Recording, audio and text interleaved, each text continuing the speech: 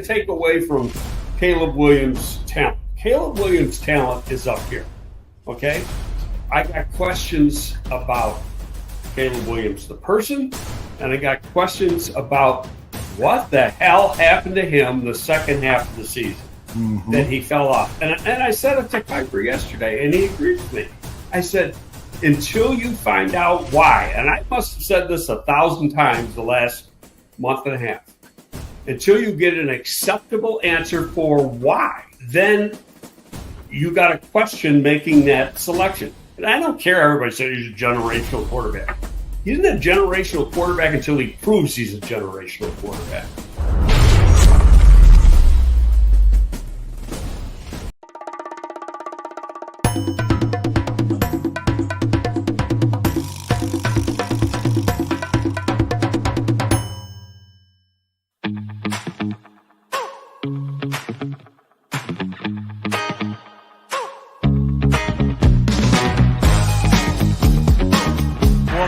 Again. Fields for the end zone. Moore. Touchdown. With time. Throws it short. Foreman with the catch. Foreman to the end zone for the touchdown. Warriors' long pass of the day is 15 yards, and it's intercepted. Picked off by Jalen Johnson. Johnson untouched for the touchdown.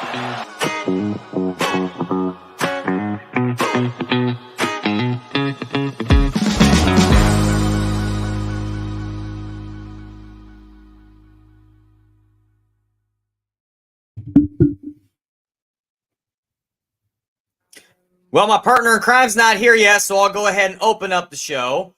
How you guys doing tonight, Bears fans? Jeff is actually having some technical difficulties. I don't know if he disappeared or what happened to him, but he's over in Vegas enjoying a bachelor party for our cousin. I was not able to go, but here he is. Jeff's back.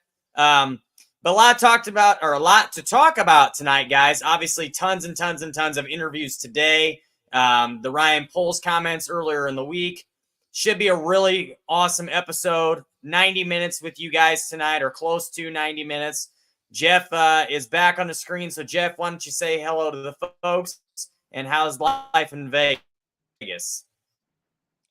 Well, I wanted to open the show off by saying, you guys, Viva Las Vegas. I don't know if you can see my background here. There's Caesars back there. And I don't know if he's lagging, if he's far behind, or you there, Jeff? Yeah, it's pretty far, but any case, I'm glad you guys are here. I'm sorry for the technical difficulties. I'm back, obviously, now. I'm here for our cousin's bachelor party. So I haven't been paying like super close attention to what's been going on the past couple of days at the Combine, obviously, because of what's going on here. But I did see the Ryan Poles interview right off the bat early on, and I have been kind of paying a little bit of close attention where I can. So I just wanted to preface the show off with that today, guys, let you know that I have not had a chance to see most of the interviews and whatnot yet. So my opinions at this point will be based on limited knowledge. So I don't want to give too much of that, I guess I should say. So again, guys, thanks for joining us.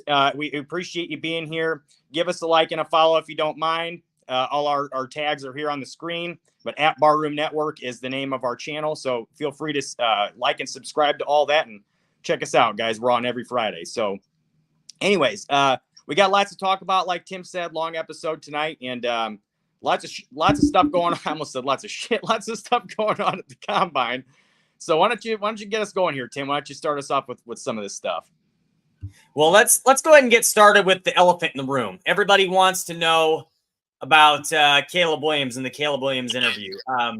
Was actually a really, really long interview. We're not going to be able to post the whole thing here, but Aldo's got a pretty good 4-minute clip here, just some mashups from the interview. A lot of odd things that were said, in my personal opinion, some strange things we heard from this interview. But we'll go ahead and play the clip, and you guys make the decision for yourselves. I'd say the player and person that they be getting, a person that cares for his teammates. Some of y'all may have seen, some of y'all may have not. I try to take care of all my guys, no matter if you've been fourth on the depth chart or you're the star player. So I care for my teammates, and then the other part is I'm a fierce competitor, as you may have seen after some games. I mean, The Bears was an 8-9 team last year, I believe, and 7-10. Sorry, and you know that's pretty good for a team that has the first pick. And they got a good defense. They got good players on offense, and you know it's pretty exciting. You know, if you could go into a situation like that. I don't compare myself to the other guys. You know, that's there or been there. I think I'm my own player, and you know, I tend to like to, you know, create history and rewrite history. This is one of the seasons that it's none like, you know, any other season that I've had, to where I've been so close to being either neutral or close to, you know, having a losing record. And so it was tough for me. Like I said, I'm a competitor. I like to win. And so, you know, being that close to losing was difficult for me. But, you know, I had people in my corner to help me and figure out, you know, the energy and feeling that I was feeling. I think it's important going into situations, because there's nobody in the first part of the draft that would be, you know, early in the draft, and I expect myself to go high. You know, to be a 12 and whatever team, or, you know, it's you know, the teams are going to be, at least from the year before, it's kind of going to be how I went into USC, where they were 4-8 and things like that. So just, you know, just preparing for those moments.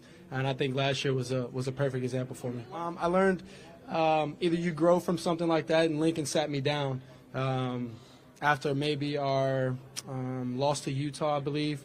And he sat me down and he said, either you grow from something like this, or you keep feeling this feeling, and, you know, you'll stay where you are. It's the first time I'm hearing about my height and size. You know, I'm around Aaron Rodgers' size and maybe weight too. 215, 220, and 6'1", 6'2". For the medical stuff, I'll be doing the medical stuff, just not here in Indy. I'll be doing it at the team interviews. You know, not 32 teams can draft me. There's only one of me. And so the teams that I go to for my visit, you know, those teams will have the medical, and that'll be it. I didn't feel the need to go out and throw. I played around 30-some games, I believe. Go ahead and go watch real live ball of me and see how I am as a competitor. They were awesome. I spoke more about ball and things like that, just because the interviews are so short. So it was more about them getting to know me, getting to test my mental, what I know, the base things of what it takes to be a quarterback in the NFL. I like to think that when it's time to be surgical, you know, it's time to be surgical. You know, there's been many games where it gets late in the game and I've ran or scrambled and you know, threw a crazy pass. That's been the artist, the magician. And then you know, there's been times where even, you know, when I hurt my hamstring and I couldn't run, I sat in the pocket the whole time, you know, the rest of the game and delivered the ball.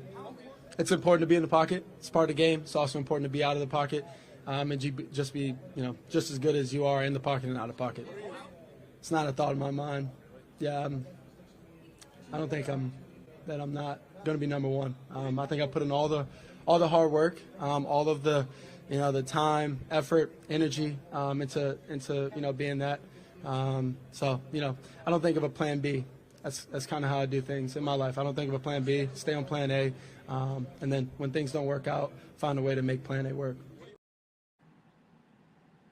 So I've actually watched the interview a couple of different times. So Jeff, I'm going to let you start, since you haven't really gotten to see much of the interview. While it's fresh on your mind, go ahead and give us a couple of your thoughts from it, and then I'll go into mine. Okay, so first thing, as far as the foregoing the throwing on the field and all that kind of stuff, or throwing at the combine and all that, I understand that. I mean, I don't blame him for not throwing. His resume is on the tape as far as whether he can play the game or not, whether he is, you know, a good enough player to be drafted in the top spot or not. To me, this whole thing, and I've been saying this, I've been knocking down the door for this for a while now. You guys know this. This whole process at the combine, to me, for the most part with these teams, especially with the Bears, is to find out the person, to get that interview with him, to learn more about him, how he ticks, read his body language, learn about his brain as far as football is concerned as well, how his brain works with football. And also just, you know, the personality trait, you know, like whether or not he can be a team leader, or whether his teammates are going to gravitate towards him and follow him into battle. So to me, that's all. We're not going to get that. I mean, that's going to be based on the team's private meetings and what they see with that, whether or not it makes sense to them. So as far as like I said, him like not throwing, that's not a big deal to me. The medical thing, Tim's probably got a different opinion than me on this. I didn't think that was a big deal either, because he's going to give the medicals to the teams that meet with him in the top 30s, which the Bears are one of those. They're going to be, I'm sure. So when they bring him in for his private visit, I'm sure they'll get all the medicals that they need for him there. But the one issue with that is it may delay their decision making a little bit. So we'll have to see what happens with that. I'm not 100% sure. But as far as the medical thing, again, that's not a big concern to me, because they're going to likely get his medical evaluations when they bring him in for the top 30 visit. Also, last point I want to make about this interview with him. The one thing that kind of, and I don't want, this is just my speculation from the first time seeing it and reading his body language, just now watching it. When they were asking him about the Bears, both at the first part of the segment, the first part of the interview, and at the end after they asked him how his meeting went with them, he said the right things, but it just didn't come across to me with the way he was bringing it out and saying it, that he was super enthusiastic about it, at least in my opinion. He didn't seem like he was super excited about being there, which would kind of go along with some of the reports we've seen in the past of him maybe not wanting to play here, which is, which would be unfortunate if he doesn't. If they want to go in that direction, he doesn't want to play here, then that would kind of suck. But I don't know. We're going to see, guys. We're going to see what they think about him when they have these meetings. Like I said, his resume is obviously the tape. So when you compare all those things and put them all together, we'll see what they feel about it. But I feel like a decision is going to be, we're going to start to see a decision made pretty quickly here, because, once this combine is over with and we see these top 30 visits, we're going to find out what happens with Justin and with the number one pick, I feel like. But go ahead with your rebuttal, Tim. So, like I said a few minutes ago, I've actually watched this about 2.5. Well, this was actually about the third time I've now watched it, at least this clip, because that, I think Aldo basically gave you just all of the responses.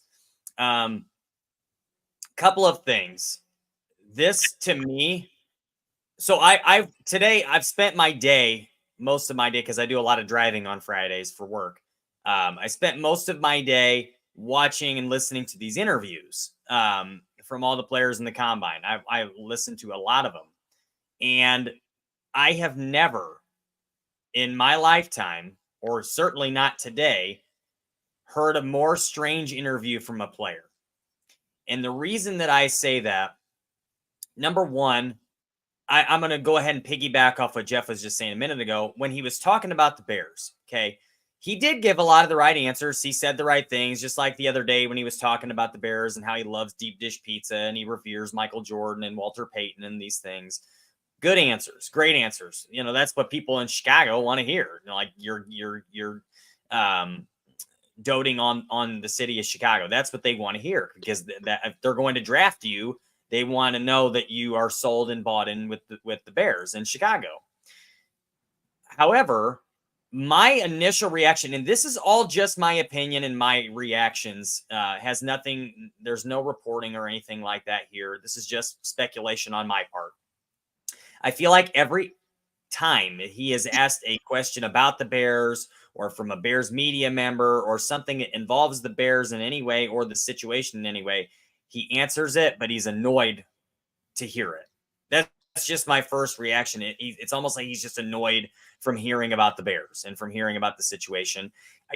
If I had to guess, and this is just my opinion, and it goes along with everything that we've heard reported in the past, I shouldn't say reported, the speculation that we've heard in the past, I don't think he wants to be in Chicago. I really don't. I don't think there's any part of him that wants to be there, with the exception of the fact that they are the number one pick and he wants to be the number one pick.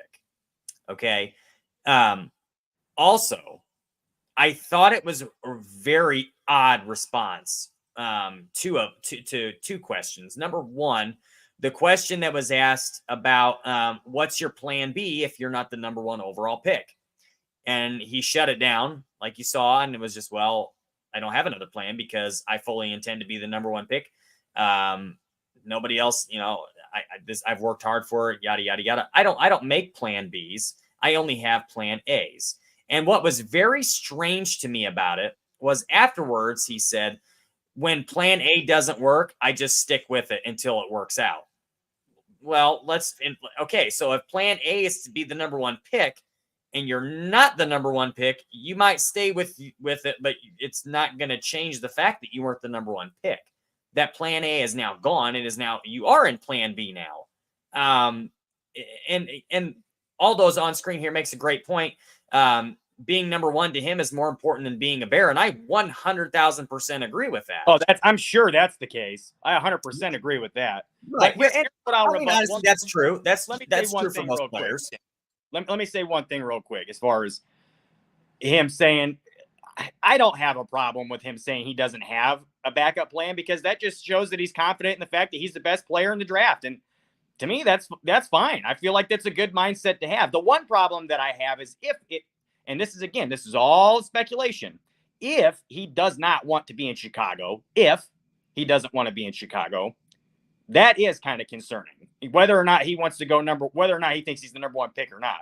If he wants somebody else to move to get him over Chicago, that's a little concerning to me. I mean, obviously, if the Bears are still going to take him, then they don't think that's a concern. So, again, guys, we're going to see what happens with the rest of this combine. What kind of more smoke comes out with this? But I didn't really think that was such a big deal. Him saying that he didn't have a backup plan, because he probably is going to be the first pick, and he probably is deserving of being the first pick, depending upon how his football character is viewed and whatnot, depending on these other teams. Again, like I said, it's all going to come together. So if the Bears don't see him as their guy in that mindset, they won't take him. Well, I certainly don't have an issue with him believing that he is going to be the number one pick. I just thought the response to not having a plan B was really strange. To me, the way he responded with it when he said, I won't have a plan B, I'm just going to stick with plan A until it works out. Well, that's not going to be the case. That doesn't necessarily, or I'm not saying it's not going to be the case, but what if that isn't the case? Then that's going to change things. And I also think it's awfully strange. I shouldn't say strange. When he talks about the Bears, you can see in his face, like I said earlier, I feel like he's annoyed. And then when he was asked about Washington, you see his face light up. He clearly likes the idea about going back home, and he even says so, and how cool it would be to play there and be there, going back home with all your family, friends, have a reunion, all of those different things.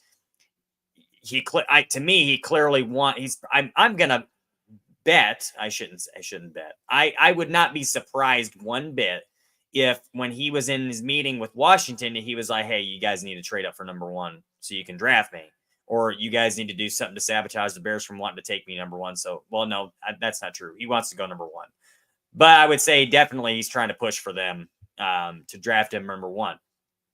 But I was also really confused. I shouldn't say confused. I thought it was definitely strange. The most strange response I heard in the whole thing. And if you guys have been on Twitter at all and you follow Greg Gabriel, he's been on the train of this all day long. When asked about the medicals, Caleb Williams, and this came from Greg, I'm just paraphrasing because I don't remember the exact words on his tweets, but there were several. Caleb Williams is the first player since the history of the combine, which started in 1985, to decline the medical exam. That is strange, very strange to me. And I look at this in two ways. Number one, he either has something he's hiding and doesn't want anybody to know necessarily, or he only wants certain doctors the access to that to tell the team, or certain teams the access to it so that his doctor, whoever did the exam, can give their response. Or number two, he's just trying to basically control the narrative of the entire thing. And this is leading me to believe, and it goes along with what we've heard in the past. I just feel like he's an incredibly entitled individual, just from the how he spoke and what I viewed. Again, this is all my opinion, guys. This is just me speculating. From what I heard from him in his interview, and I don't have let me preface it really quickly. I don't personally have a problem with Caleb Williams. I don't think he's a bad person. I don't think that he's a bad player. There are none of these things like that coming from me. I'm just speaking from what I'm viewing, what I'm seeing. And to kind of backtrack a little bit, yes, I want to see the Bears stick with Fields. Okay. And I've made that well known for a long time. But I also watch interviews from the other quarterbacks, and I don't feel the same way about the other quarterbacks. And if for whatever reason, the Bears, if they decided to draft number 1 and it wasn't Caleb Williams and they did take another quarterback, I would not be upset because obviously I feel like Ryan Poles knows what he's doing and he's making the right decision. Everything that I'm saying right now is just me speaking from what I've heard and seen from Caleb specifically. And these are my thoughts on that situation, not because I don't want him to be the Bears quarterback. Because if they do draft him, I'm going to support the Bears regardless. Okay. Now, back to my point. You can certainly tell, at least in my opinion, that he is an entitled individual. How he spoke in his interview, how he's refusing to give out the medical unless it's a team that. So basically what he's saying is it doesn't matter who gets my medical because I'm going number 1. So the only teams that need to see my medicals are the teams that are going to draft me number 1 overall, whether it's Chicago or somebody that trades up for that spot. Okay. But to me, why does it matter? Unless you're hiding something, why do you need to keep your medicals from all the other teams? To me, excuse me, you never know what could happen on draft day. You don't know. You could fall. Another team could trade up. You have no idea. So to basically keep out, excuse me, to keep out teams from your medical, you may not believe the bottom 20 teams or so are even in the running to draft you, but you do not know what could happen. You could fall. Like I said, a team from the bottom could trade up and pick you up. Who knows? The Bears could trade down that far. If they get a massive haul, who knows what they're willing to do? So to me, a team may not necessarily bring you in for an interview, and they could still draft you. It happens all the time. Last year, and even in Ryan Poles' time in Chicago, there are plenty of players that he didn't even have an interview with that he drafted or signed. It's happened several times. So just because a team does not interview you or meet with you does not mean they're not going to draft you. So for you to keep the medicals out, it's really strange with me. Okay. And Viso Joe's putting a comment on her. It's simple, Tim. Whoever gives him a visit can do a physical. So what's the problem? I don't disagree. They absolutely can. I just think it's really odd that he's trying to control a narrative for a physical or for a medical exam. Why? I guess my point is you're 100% right, Viso Joe. I agree. It's not a big deal to me. It's not a problem, I should say. I just find it odd. What is the reasoning for that? Why does he need to keep the medical from the other teams? Do you understand what I'm saying? Let me make my point here. This is just my personal opinion and speculation on this, because in my opinion, it could only hurt him to give out all his medical right now. And again, this is all speculation. I'm going to throw out a hypothetical here. Okay. Let's say, he's going to meet with several teams, right? Okay. At the top of the draft. Let's say, hypothetical situation. A couple of his teams, they find something in the medical that shakes him a little bit and scares them, and they decide not to take him. Well, maybe then another team later on sees that he's available to go get a team that maybe didn't get his medicals, and so does not have that concern. They jump up and take him. So my point is that maybe it only can, again, that's just a hypothetical. My point is it really can only hurt him by doing the medical with everyone, because if there is something there, then every team's going to see it. So if he only goes in and does the medical with the teams that have a possibility to draft him, which again, to me is not that big a deal because they're still going to get the medical. It is a little odd. I agree that he decided to opt out when no one else ever has, but there's obviously maybe there is a reason for it underneath it all that we don't know. But at the same time, it's like, again, like I said, I feel like it can only hurt him. So why would you if you don't need to? So I don't know. I don't have a huge opinion on that front. I just think it's one of those things where, like I said, I feel like it could only hurt him. So I don't see why. I mean, you would really need to, because the teams that are going to meet with you are going to get it. So I will mention real quick to you guys that I'm not able to see any of your comments except for the ones that are on the screen because I'm doing this from my phone right now.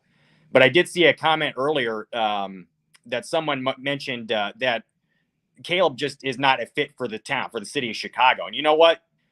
The more I see from the guy, the more I hear about things.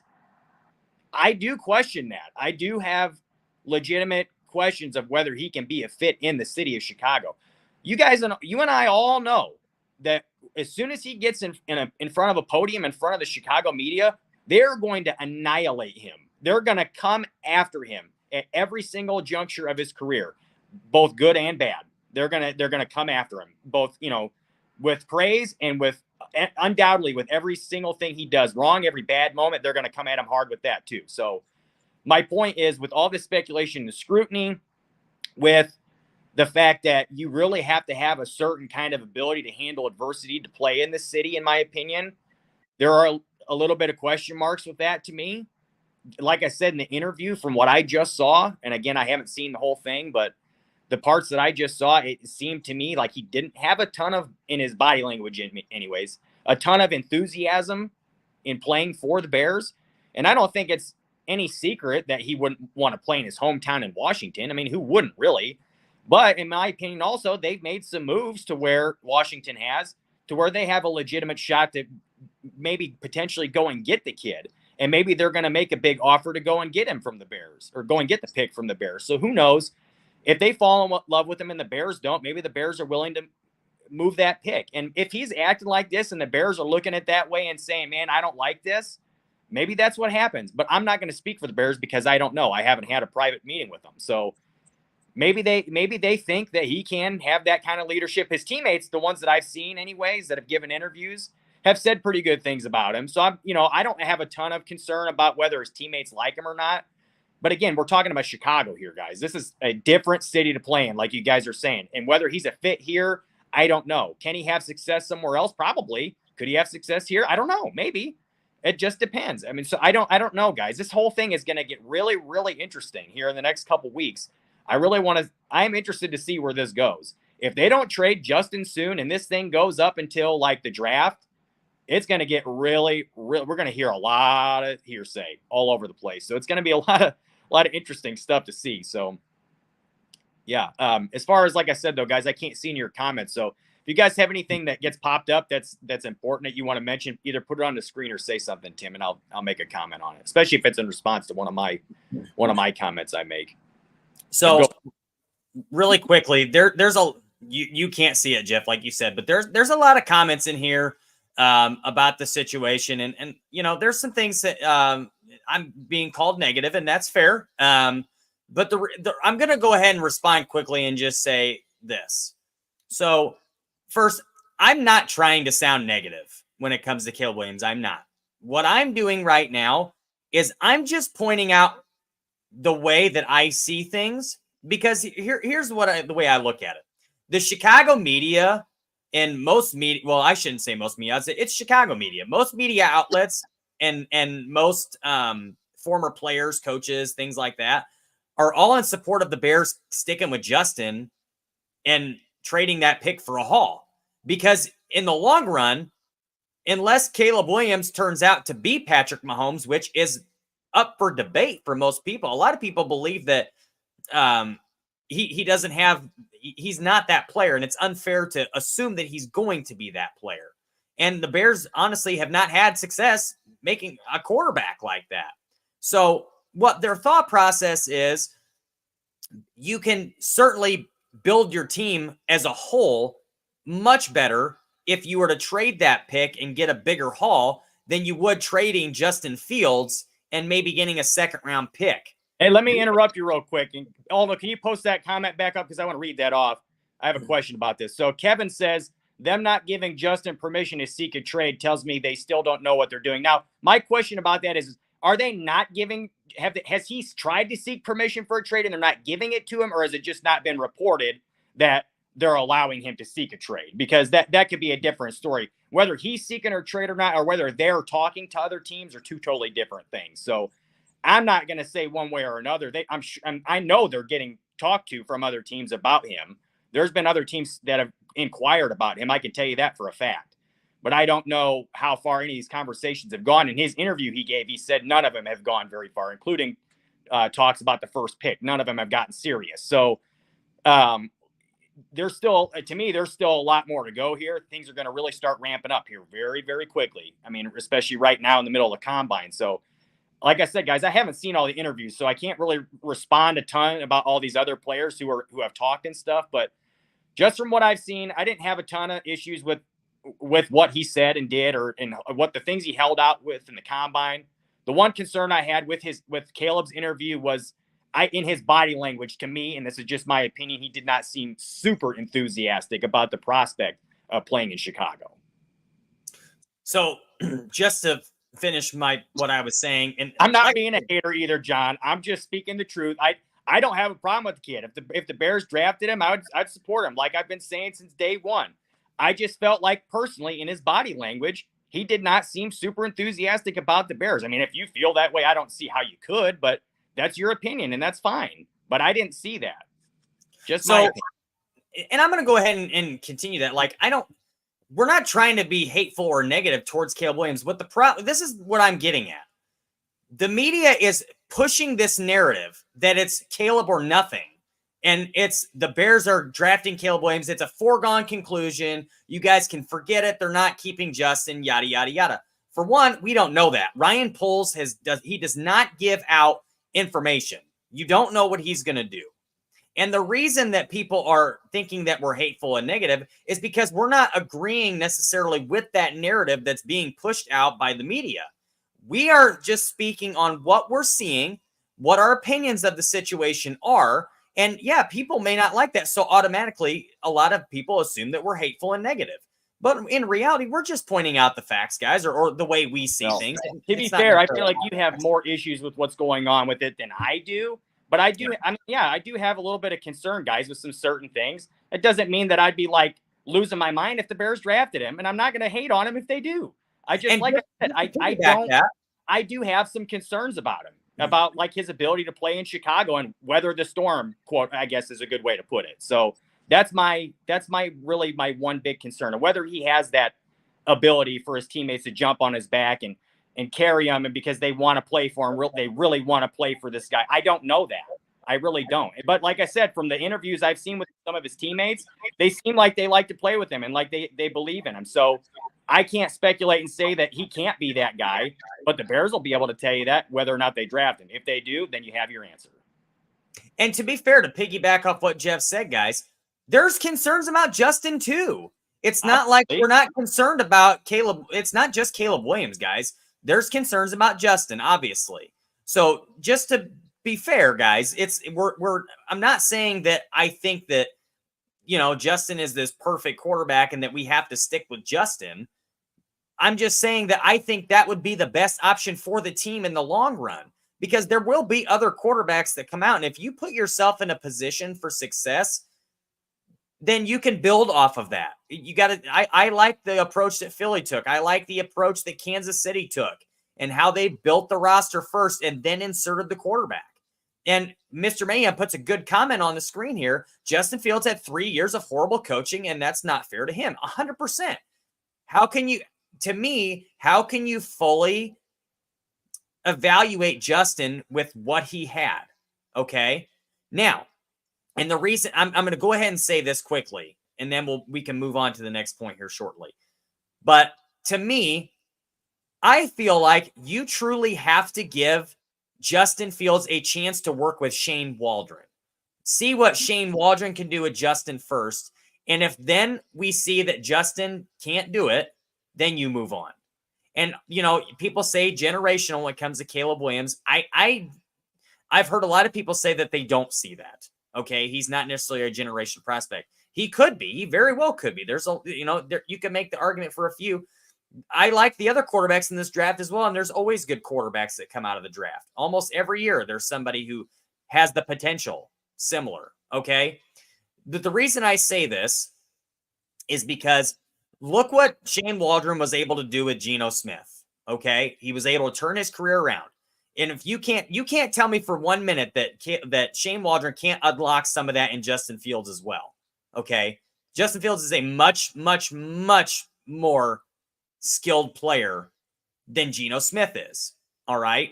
My other thing is, if you draft Caleb Williams, you can pretty much guarantee the Bears aren't winning anything this year. Okay. It would be a stretch to make the playoffs. There's a lot that goes into a rookie having to learn how to play in the first year. That's just how it works in the NFL. And everybody's going to bring up Houston this year and CJ Stroud. That is a extreme rarity where we see a player in his rookie year take a team to a postseason. When is the last time we saw that? RG3, I'm pretty certain, is the last time we saw a rookie quarterback lead his team to playoffs. And Washington was already a very good team. If you guys don't remember, they actually traded up to get the number 2 overall pick that year to draft RG3.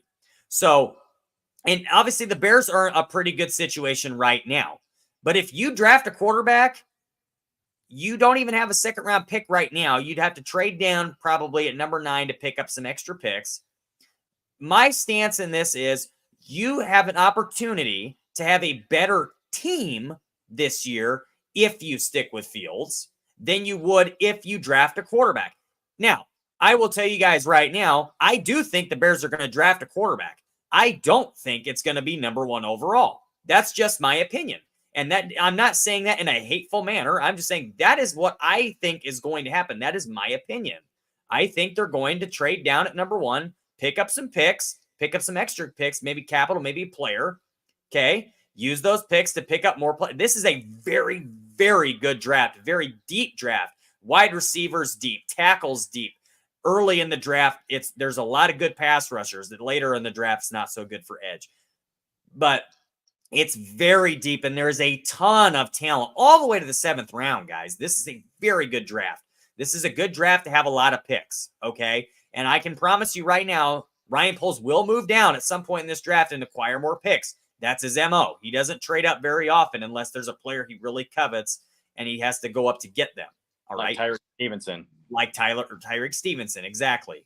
Okay. So my point being here, guys, I guess it's more of I'm defending us as far as being negative and hateful towards the kid. Guys, I don't hate Caleb Williams. And like Jeff and I have said multiple times, we're just bringing up things that we see to try to give a different perspective and a different light to the situation, because obviously the media is pushing for this Caleb Williams narrative. But at the same time, if they draft Caleb Williams and they truly believe that he is the guy and all of the character stuff checks out with the Bears, which obviously will be a thing. If they draft him, they truly like his character. I will be fully supportive, and I will be one of the first people to buy a Caleb Williams jersey, because that's going to be our quarterback now. And I am a Bears fan and a Bears supporter, not a player supporter. I love Justin Fields. I do. And I will watch him wherever he goes. And I can almost guarantee you that he is going to have success if he goes somewhere else.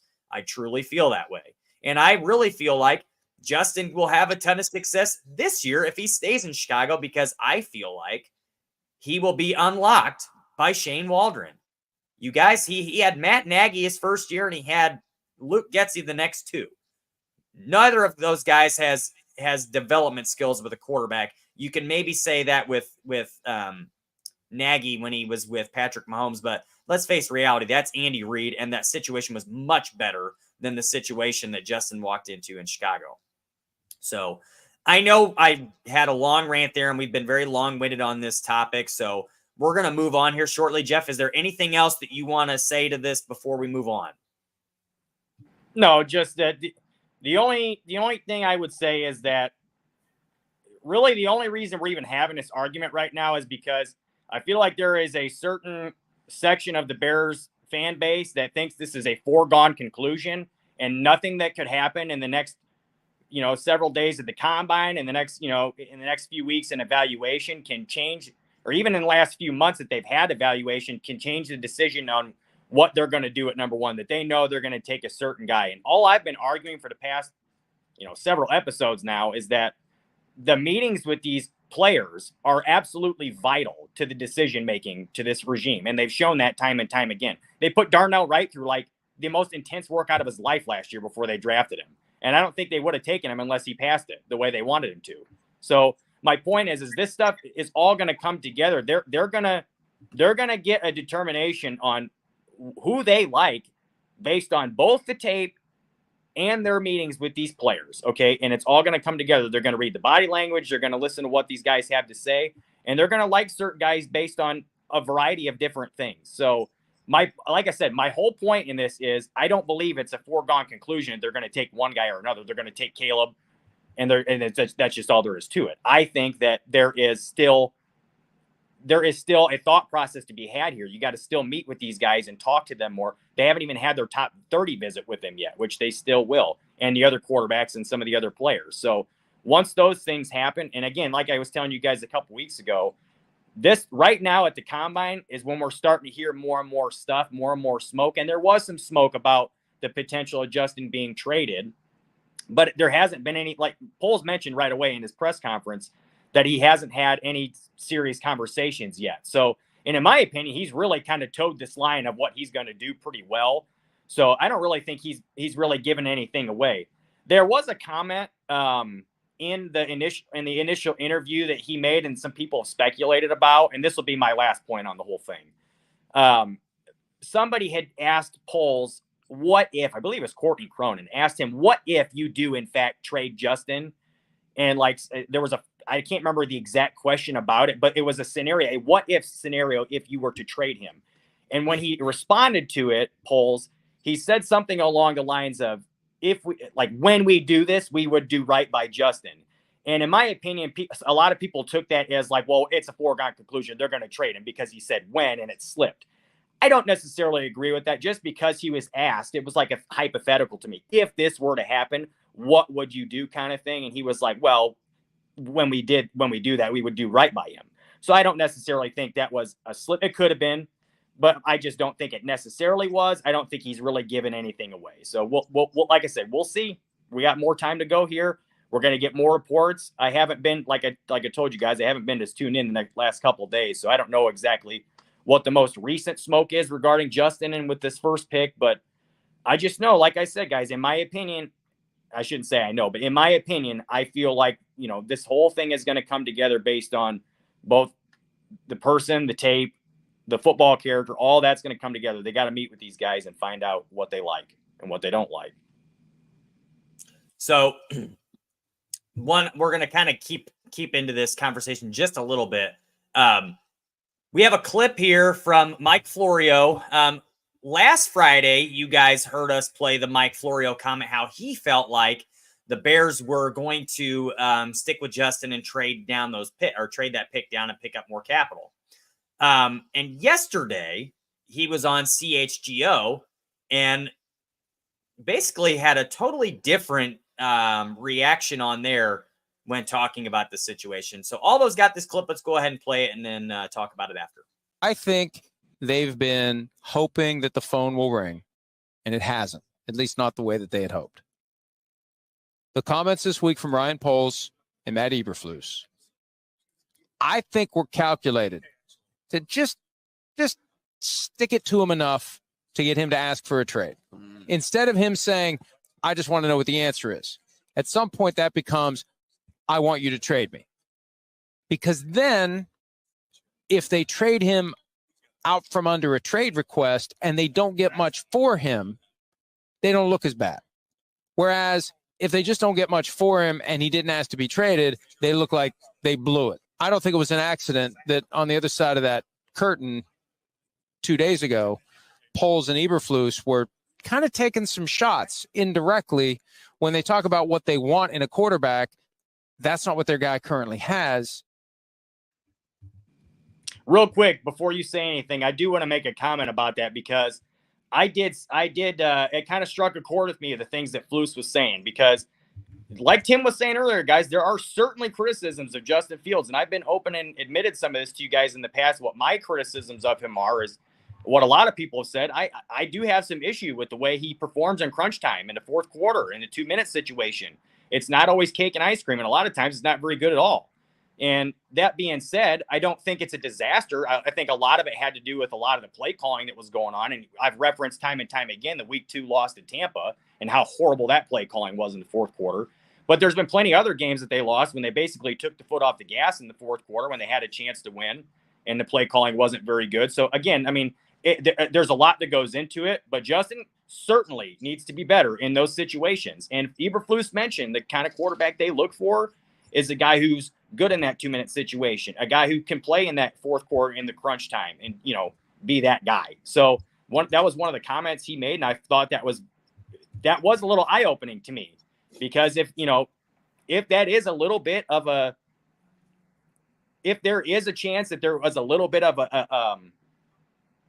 I don't know what the word is I'm looking for. If they were going to give that away at all, what they were doing, that was kind of it right there. Like, if there was a criticism enough to say, hey, this is, if there's their direction we're going, that was probably it. But I don't necessarily see that, because Flus time and time again has also jumped on the bandwagon for Justin and how much he likes the kid and appreciates him, and how, the things he can do on the field and how they're different from others and how he can do things that other players can't. I mean, look no further than the Atlanta game when he avoided that sack, that like literally no other player could possibly avoid. It was just insane.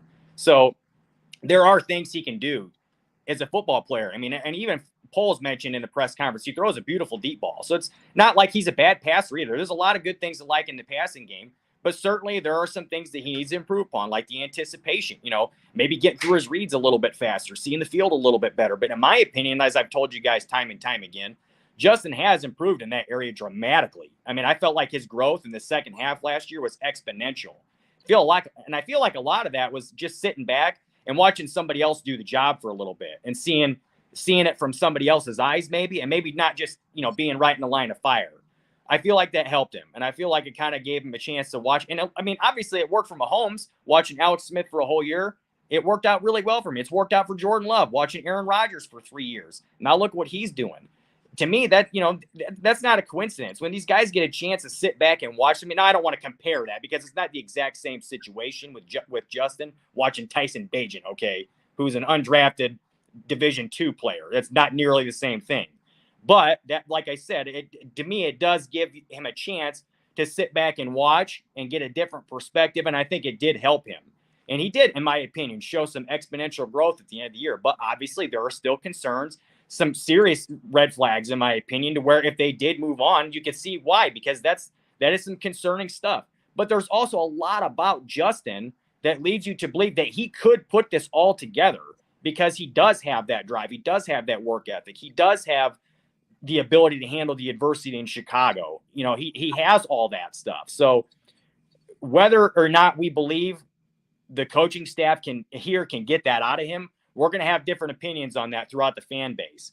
But the fact of the matter is, Justin has been like exactly what you would want in a Chicago Bear, as far as like the football kid, the character, the person. Now, has it all come on the field to fruition the way we wanted it to? No, but I mean, he's been exactly what you would want in a Chicago Bear, as far as like the person, okay, and the resiliency that he showed. So if you think you can get more out of him, and you can get him to get you to win Super Bowls with him, then you stick with him. But again, this is such a unique situation, guys. And the guy at the top of the draft is someone that a lot of people have used that term generational with.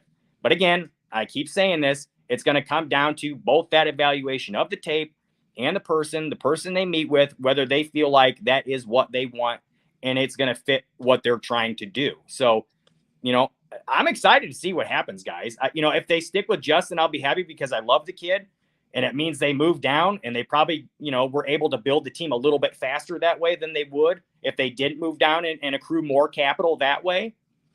But if they do draft Caleb, I'll be excited, because I mean, the tape doesn't lie, guys. He's done a lot of exciting things on film. I mean, there's no denying that. So, but again, I just feel like this person thing is a big part of it. And I do agree with one of the commenters earlier that there is some concern to me about whether or not he's a fit in Chicago. I think he can be a great player, whether it's in Chicago or not. I don't know. I mean, like I said, if he comes here, I'm going to support him and hope that he can get through that, because a lot of players do evolve and mature throughout their careers, and they do, grow more. And so I don't want to say that he can't be something, because he's shown that he can be something. All right. It's just a matter of whether he can do it in the NFL at a high level. So I don't know. I'm excited, guys. I'm excited to see what happens, but it's definitely going to really start getting interesting here in the next couple weeks. So there's actually a little bit of a war going on in the chat right now. Aldo is having an argument with Leonidas right now as we speak. And Aldo made a fantastic point a minute ago. Tell me about this whole argument because I can't see any of it. So give me the bits. I'm getting ready to read it for you. So Aldo basically said, I don't know if you can pull this up on the screen for me, Aldo, but he said that a good quarterback coach and an offensive coordinator can here it is right here. A good OC and quarterback coach can expedite development with clever play calling. That's an excellent point because what we saw with CJ Stroud, for instance, he had an OC and a head coach that were willing to play to his strengths and do what it took to help him develop quickly. Okay. Well, to be fair, they were. So here's the thing about Stroud too. That's pretty interesting is the things that he wasn't doing a lot of the stuff at Ohio State that they were asking him to do in Houston. And he was doing it at such a high level. I don't think anybody could anticipate it because he'd never done it before.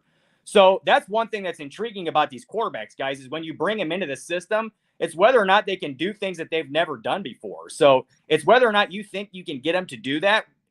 It plays a big part in whether or not you're going to take them. So I do like that point. If you're a clever enough play caller to where you can kind of help them to have success with what you're doing with the other 10 guys on the field, which is what a good play caller should be doing, it helps out a lot. And I feel like Justin was kind of, for lack of better words, screwed over in that case a little bit. So now Leonidas makes the point that CJ Stroud has the individual talent to play, has nothing to do with coaching. We put way too much into coaching. Now, don't get me wrong, Leonidas. CJ Stroud is a hell of a player. What he has done, you cannot say it's like all on coaching or anything like that, but you can't also sit here and say that like there hasn't been good coaching around him and that the offense has not had a good play caller behind it. I mean, Bobby Sloak was getting, head coach interviews.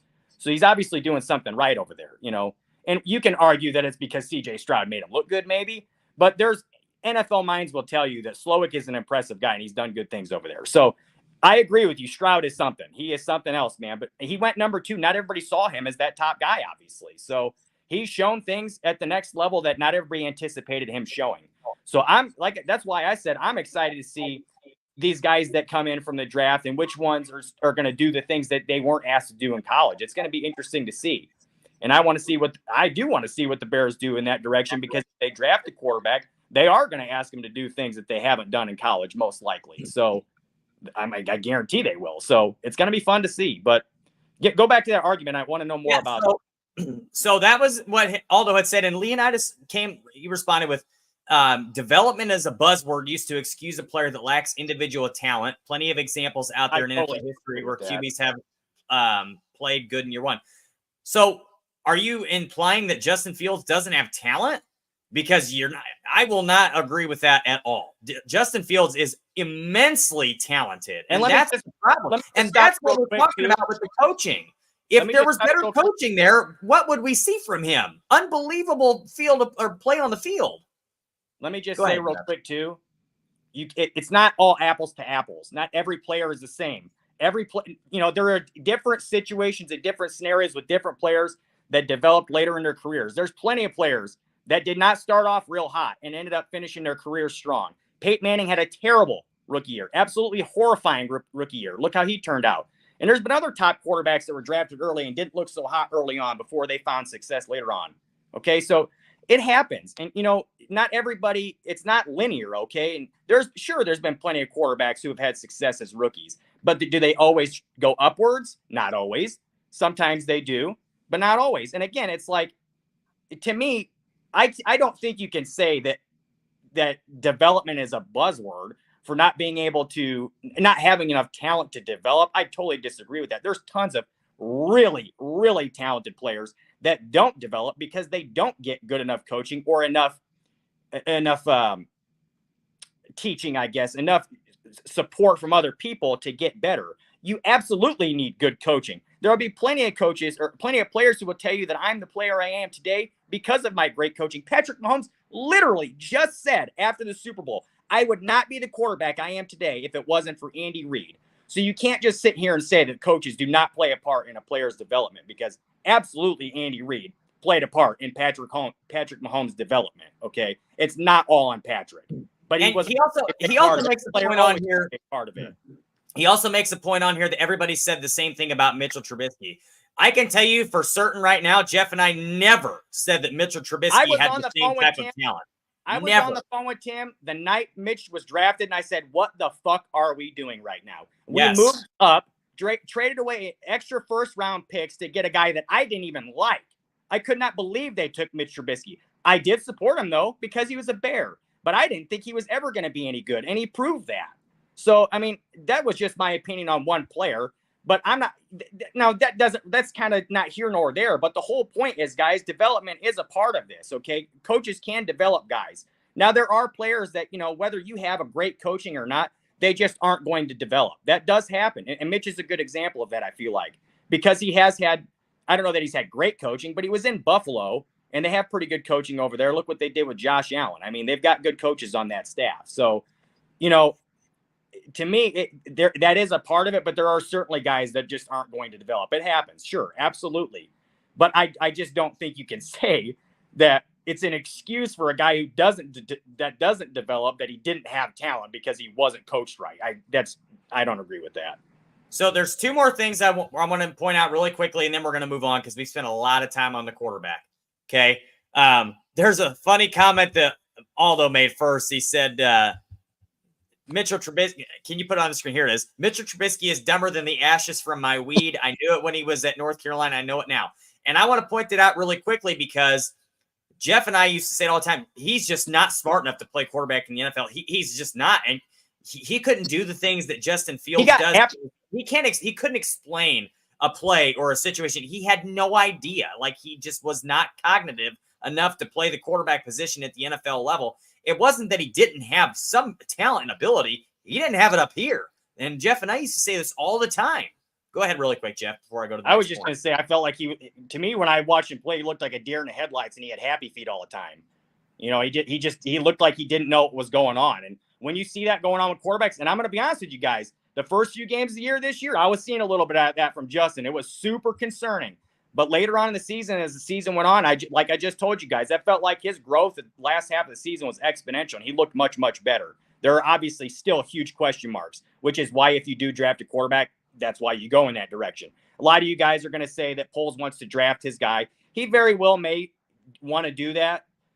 In my opinion, a good GM doesn't just draft a guy because he's his guy. He goes with the guy he believes is the best option for his team, whether or not it's the guy he drafts or not. I don't know how Poles feels. So let me preface it with that. But I don't know what he's going to do. But I just wanted to make my point known that I don't think he's the kind of guy that would decide not to go with Justin because he's not the guy he drafted. Because I've mentioned this before on the podcast too, that he might have loved Fields in the evaluation when he did his evaluation when he was coming out, but the Chiefs already had Mahomes. They weren't looking for a quarterback. We don't know that. It's possible. So in any case, like Tim said, I do not want to drag this out for so long. I didn't think we were going to, but it looked like we did because there was some other stuff I wanted to talk about. But go ahead and finish off the topic with whatever you were going to say, Tim. I just had one more point really quickly. There was a comment on here I think Leonidas made about talent and Justin Fields and how he's not talented enough to play quarterback in the NFL.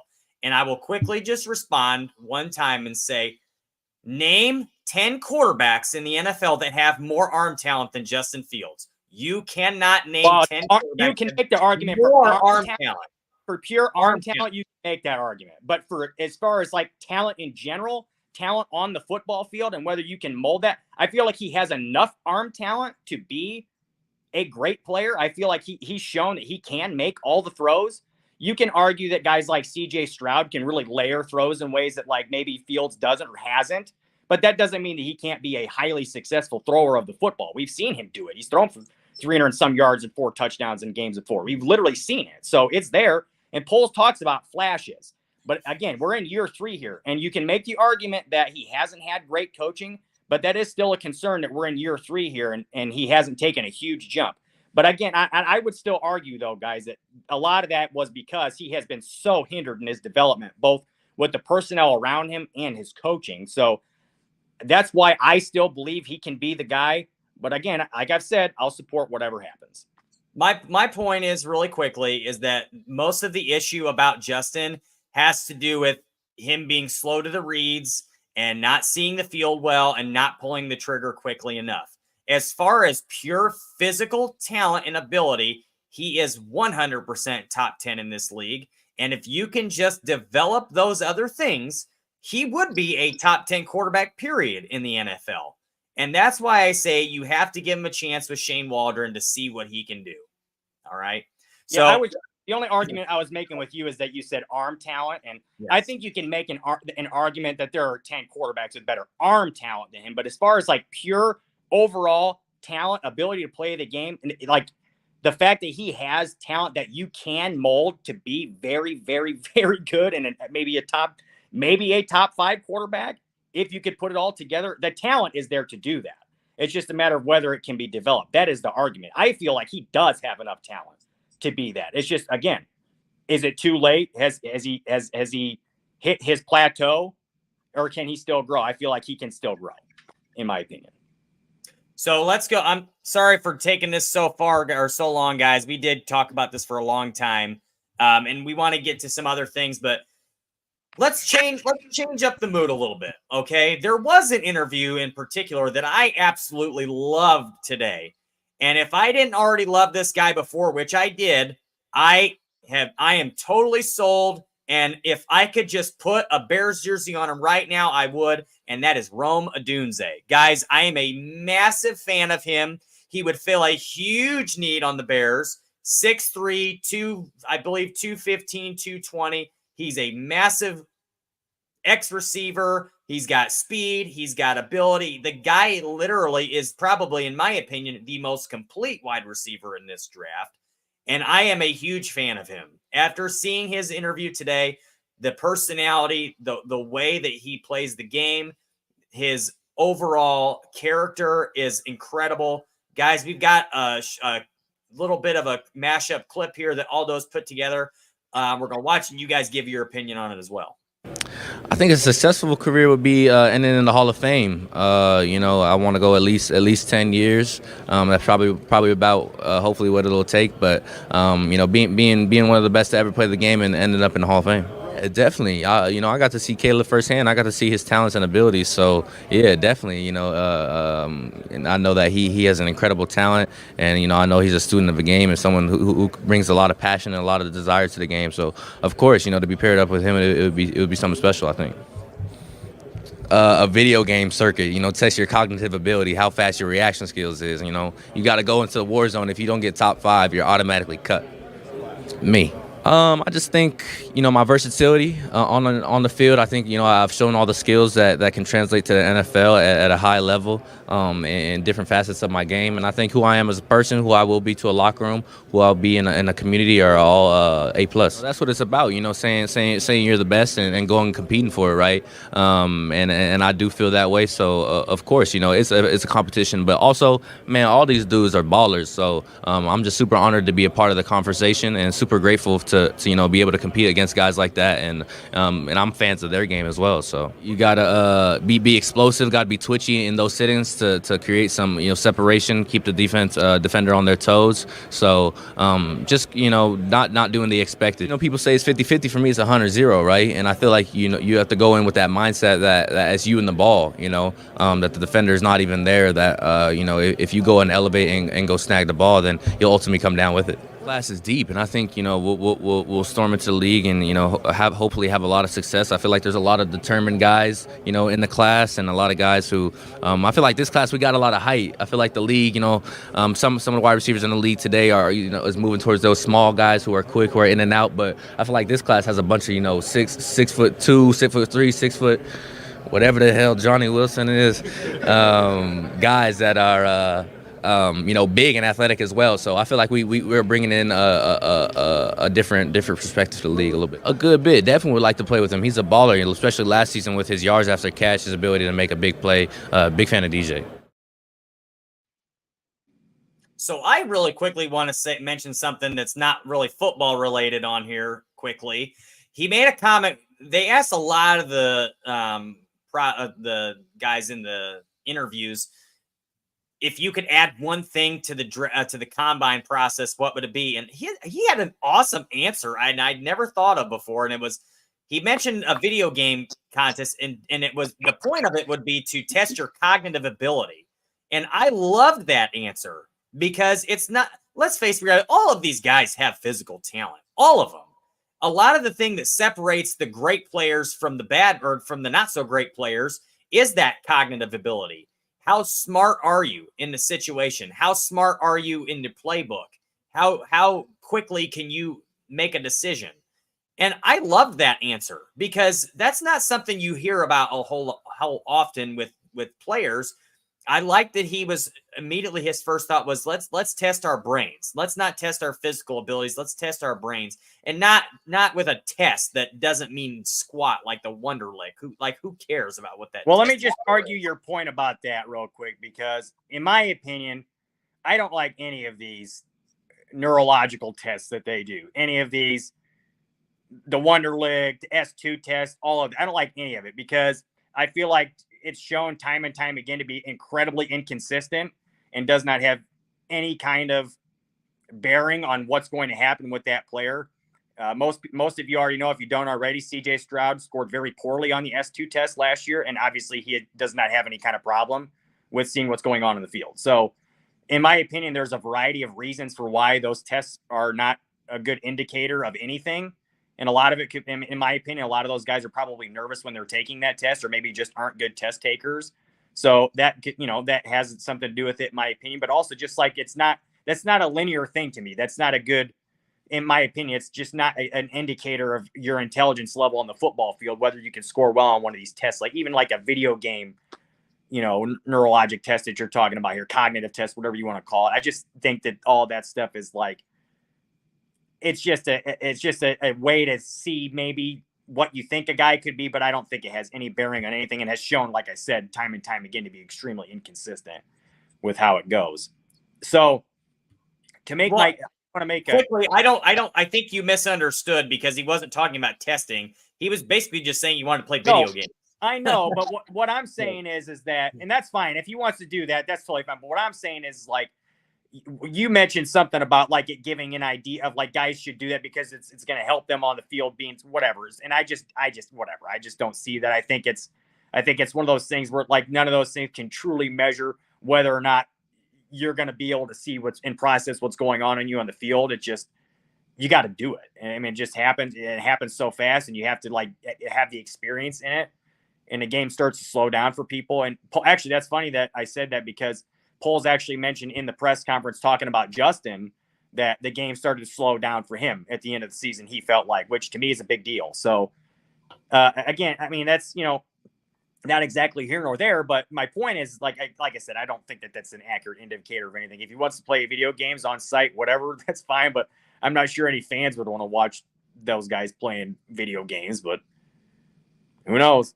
There's a really good comment on the screen right now, Jeff. I didn't mean to cut you off, but go ahead. Leonidas makes a comment about so obviously a lot of people are talking about Marvin Harrison and Rome Odunze are kind of the top two receiver choices people think the Bears should go with because they need a true X. And Leonidas mentions Marvin Harrison was terrible against Notre Dame, absolutely absent. He had 3 catches for 32 yards, no touchdowns against Notre Dame. Let me just argue that real quick, though. Well, I was going to also go ahead. I was going to say, Tim and I both watched that game firsthand, and I can tell you firsthand, Leonidas, Marvin Harrison was open that game a lot. It was not all so much him not being very good. Notre Dame just totally shut down Ohio State's offense for most of that game. The pass rush was really good. In my opinion, Notre Dame totally outplayed him in that game and had no business losing, but they totally took their foot off the gas too in the fourth quarter, much like the Bears did, and ended up losing the game.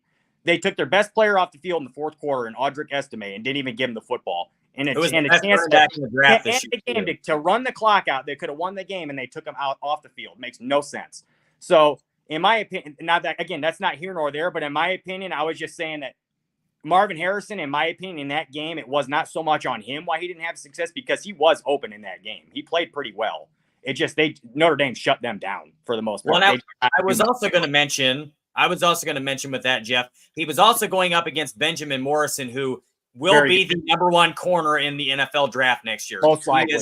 He is really, really good. And he was only a sophomore this year, but he has literally shut down everybody that he's faced his true freshman season and his sophomore season. So I would assume, and I would be willing to bet that he's going to be the top corner in the draft next year. But just to bring that up with Marvin Harrison and Rome Odunze, yeah, I do think those two are the top 2 targets, if I had to guess, for wide receiver. with the Bears this year. And I think one of them certainly is going to be our pick in the first round. If I had to guess one of our picks, I don't know because about we that. definitely need a wide receiver. I don't know that either, but that's my guess is one of those guys will be the pick. One of those picks. I really like both of them. I will say that I think Marvin Harrison might be hurting his draft stock a little bit with the whole combine thing. Like, I'm not really sure what is going on there, why he's refusing to do any of the combine activities, not even the interviews and whatnot. I feel like that's going to hurt Talking him to a little bit. teams. He met with teams. He might be, but did. he's not doing any interviews. I know. So, which is to me the most important thing about this whole thing. Now, Agreed. guys, I understand where everybody's coming from with wanting these players to participate because that's the whole point of the combine. But at least for spectators' perspective, but I mean, in my opinion, the teams, what they care about is like the meetings and stuff and talking to these players.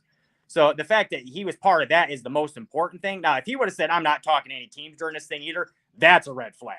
That's a big time red flag. But he didn't do that. He's meeting with these teams and talking with them formally. In my opinion, a guy like MHJ, and the same thing with Caleb. To me, if doing these things really may only hurt them. They've done everything they can on the tape.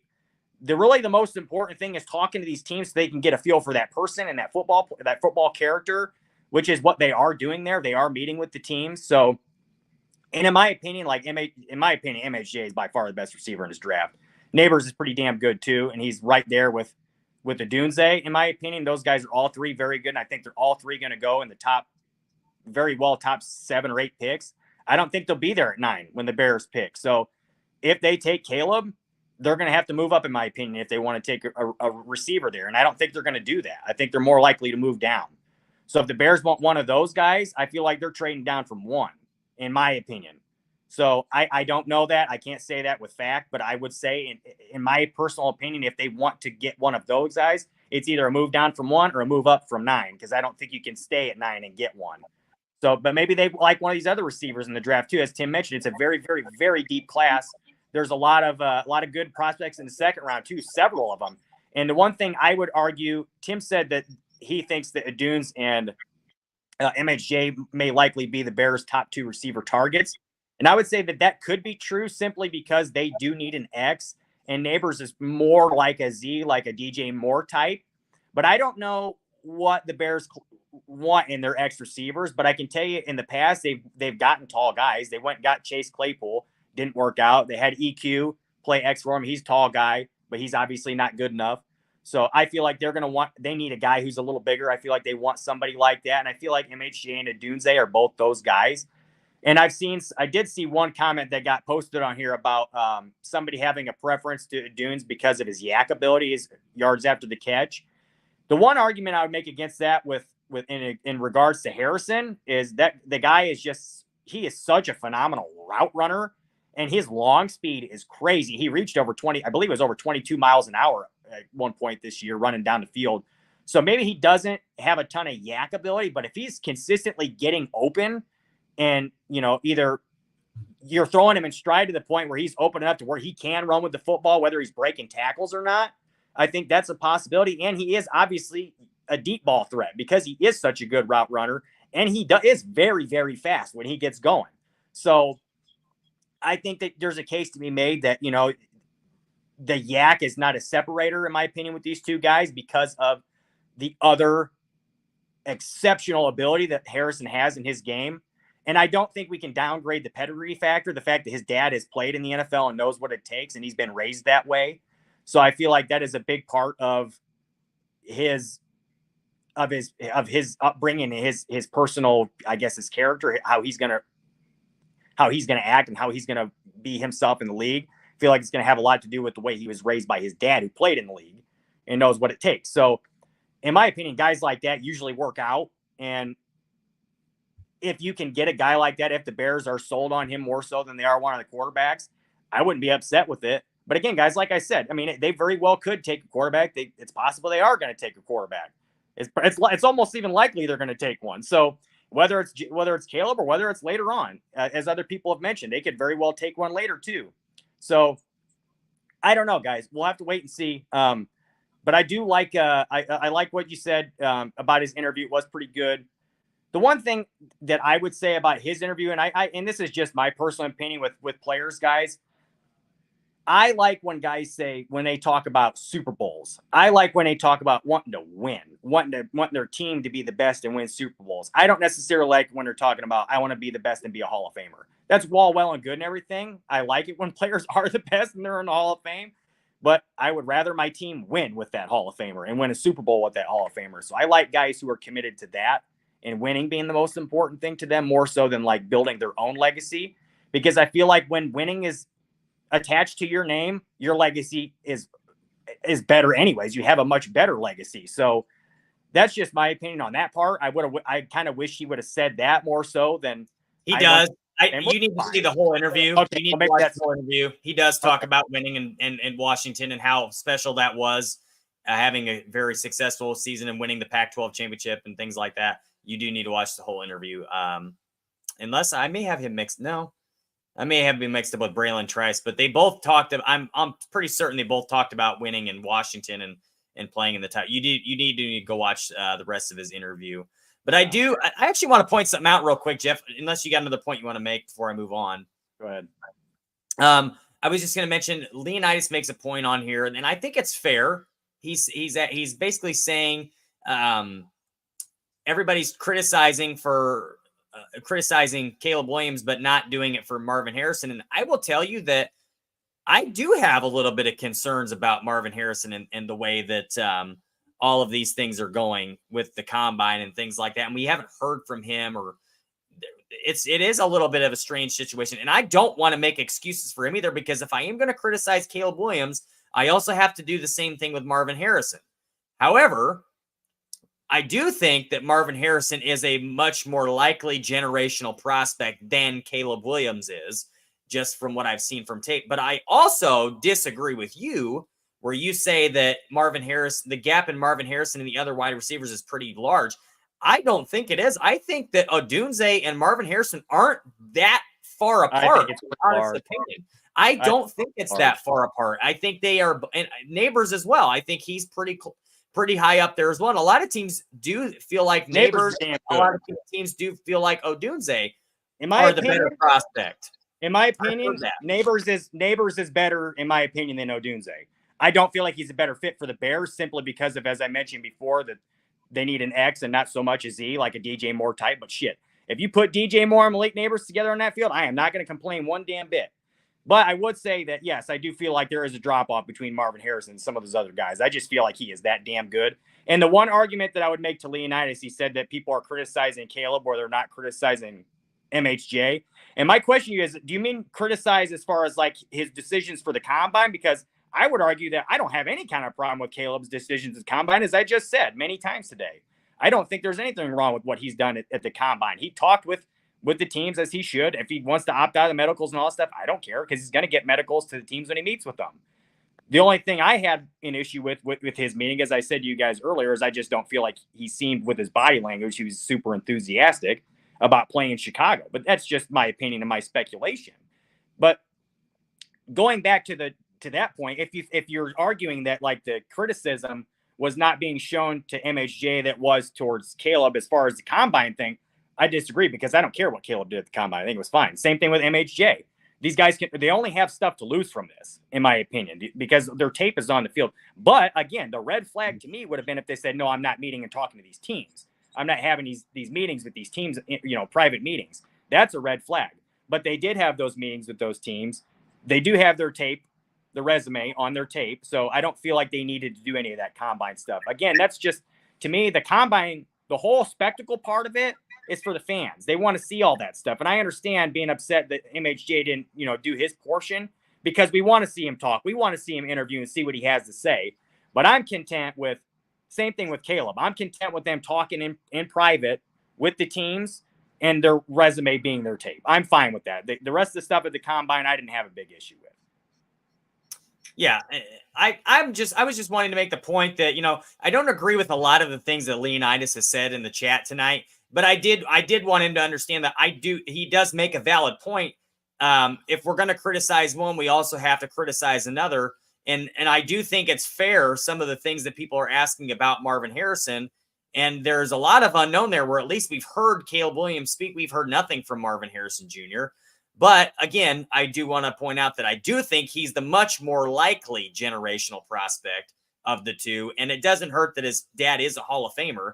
But just to bring up another one, another player that I think the Bears could target later in the draft is Jerry Rice's son, Brendan Rice. If they draft Caleb Williams, I would not be shocked one bit. I would not even. I wouldn't be surprised if they drafted him because he's a big frame as well. He's 6'2". He's about two. I think he's 180, 190. Actually, he's not really big, but he's built a lot like Jerry. And I can tell you guys right now, Bears fans may hate me for this, but Jerry Rice is my all-time favorite NFL player. All time. When I was growing up in the 90s, he was the best player in the NFL, and I loved watching Jerry Rice. And I can tell you guys right now that if if Brendan Rice is drafted by the Bears, that will be the first jersey that I buy.